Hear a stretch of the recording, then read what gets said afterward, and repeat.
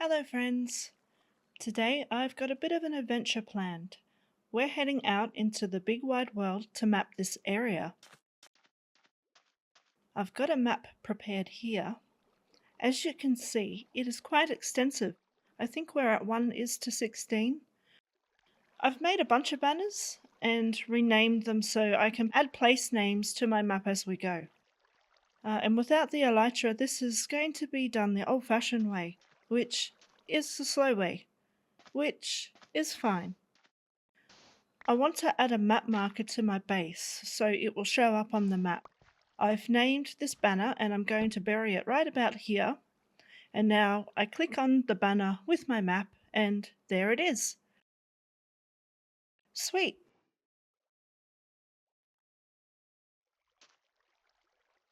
Cover that guy back up again.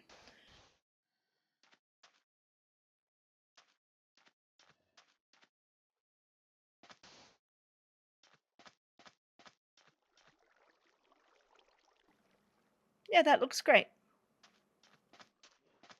Another thing, this here boat, I've got a bunch of supplies and I'm planning on building what I'm calling navigational towers along the way. This will give directions to the next nearest place of interest. Right, adventure time!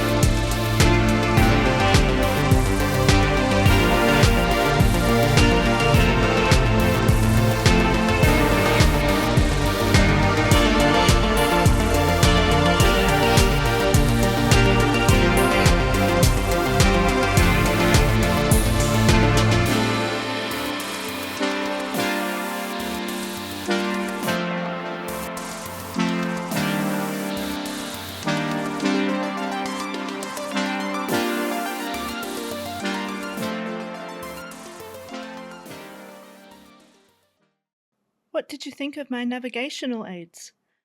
I love that they look like a lighthouse, which I happen to be building later in this episode.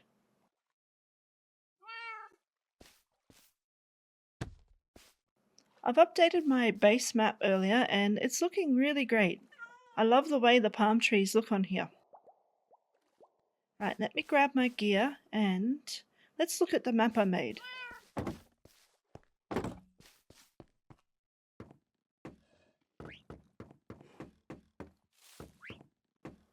Now, as you can see, I placed a bunch of place name banners. This covers part of the voyage I took with Captain Minnie, where we came down through here. This is from Cactus Gate Outpost. We went past Fondues and then onto Netherfort. We then doubled back, winding our way through this southern section of what is called Serpentine Channel and into the Blue Lagoon, where tragedy struck. Now, Tidebreaker has requested that one of the Seafarer's lighthouses be built out in the lagoon, and he is sending a lightkeeper to man it. We're going to head out into the middle there and have a look.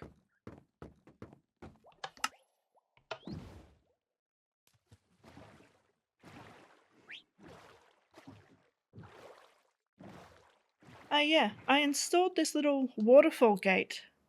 I don't know if it will actually keep any mobs out, but it looks really cool.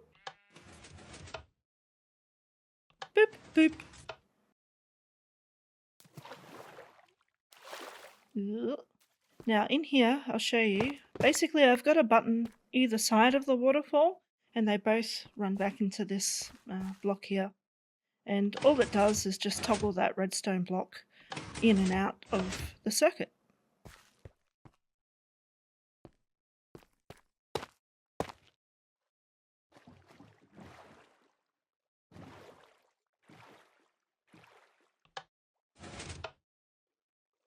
You can sail right through there as long as you're at speed.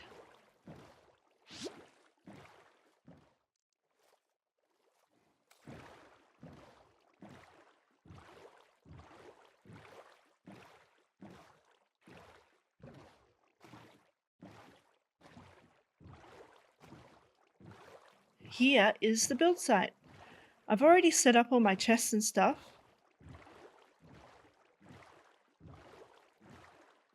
I really do love these nav aids too. I love that they look like lighthouses.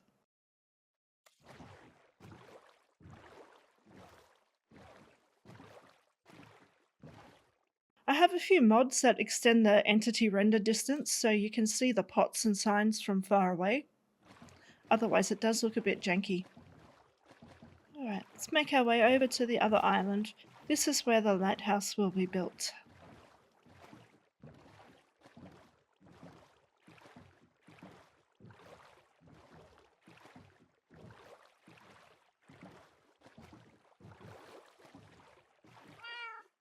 Hey kitty cat! Right, I've got all my chests of stuffs and this is where I'm building, so build blitz mode, activate!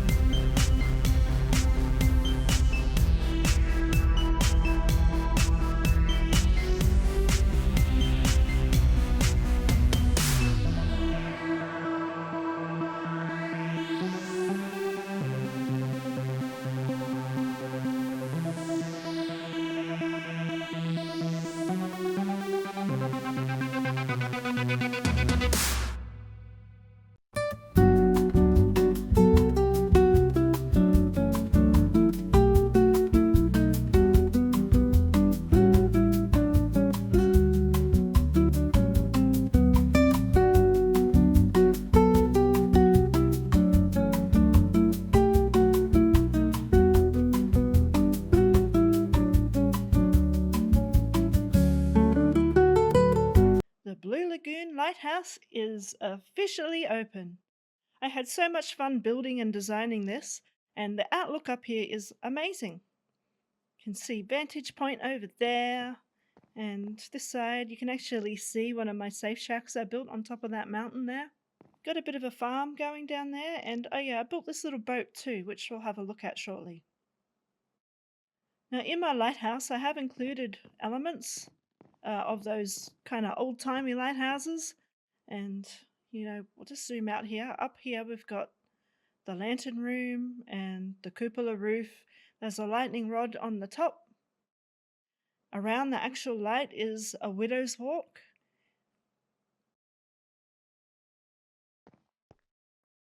Inside I've included like a chain and a mechanism, which is supposed to be like the counterweight which made the lights spin around. We're standing on the galley deck, but let's head down into the service room. And this is where I've got some kind of machinery, and yeah, next down is the watch room. And I've made a manual for the lighthouse and also a logbook. So this is where Salty will write his logbook every day.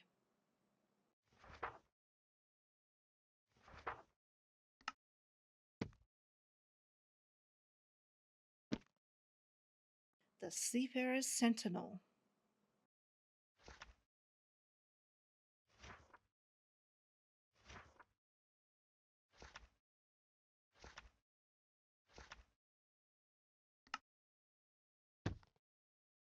Let's head down now into like the spiral staircase. I've tried to convey that the lighthouse is well stocked with lots of inventory.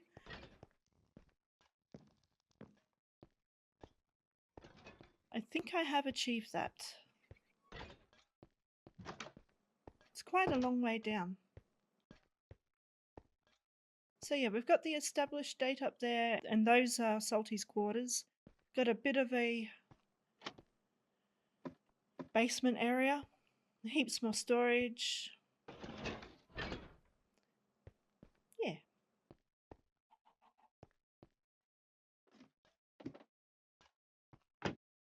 Oh yeah, I spawned my first copper golem. He's just roaming around. There's nothing in these chests, so he just goes back and forth. Here's the Lightkeeper's quarters.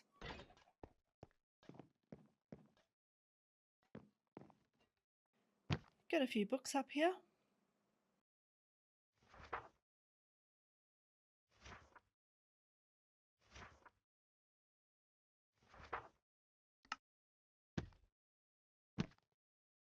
What's this? The Lightkeeper's Daughter. A Tale of Forbidden Love. Ooh, let's put that one back, hey? Got a kitchen, a lounge. It's well provisioned. Even a bit of a balcony at the back here.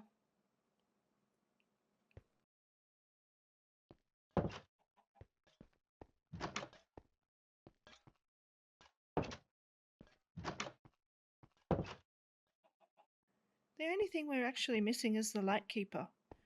Oh yeah, I did put some chickens down this way. We've got Hutch and Starsky. Oops, that wasn't it. Boop.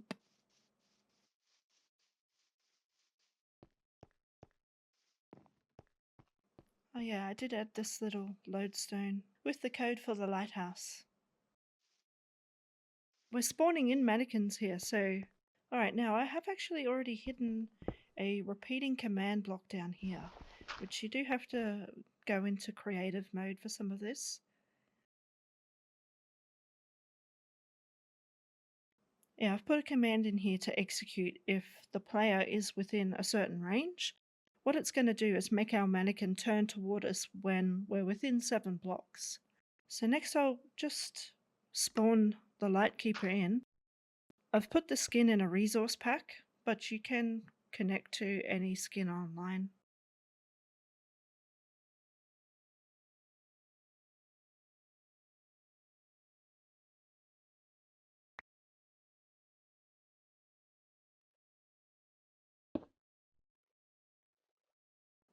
What I need is my trusty spruce button. There it is.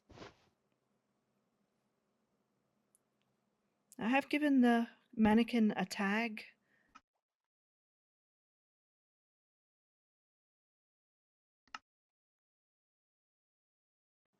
And there he is.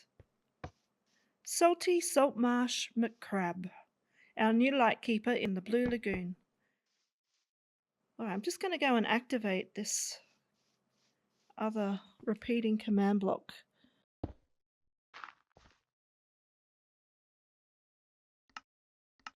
Oops.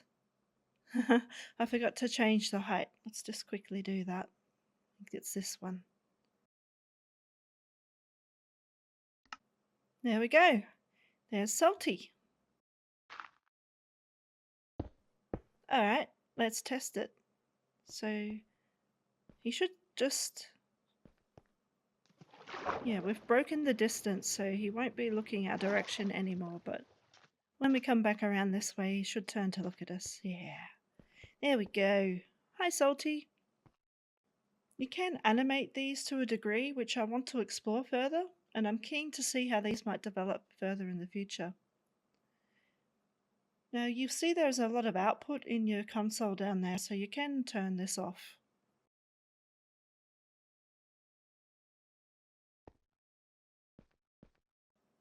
Okay, let's go check out the boat.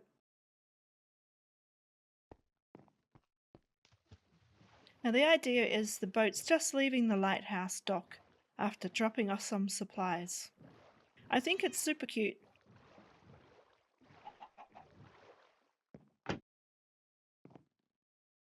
Got a chicken here, and a ship's cat, of course. Hi, Snowball.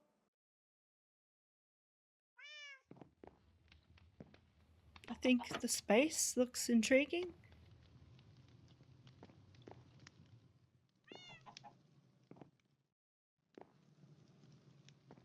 And someone else who collects heads. Let's have a look.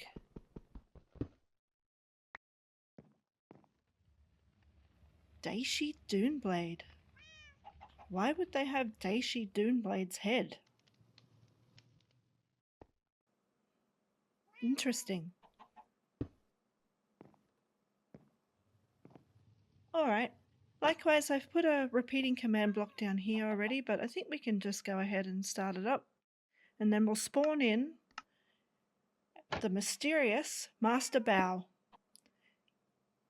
Master Bao is a simple fisherman who makes some diamonds on the side by supplying the guild lighthouses around these parts. He has got many a spooky story collected over the years sailing the waters of the realm. I don't even know how he can see.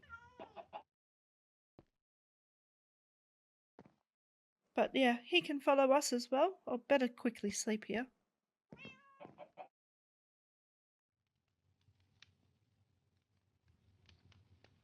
I think these mannequins are great and they give us a bit more movement and life, especially in the single player worlds. Right, we don't need that. Sorry to alarm you, Master Bao. I'll be on my way.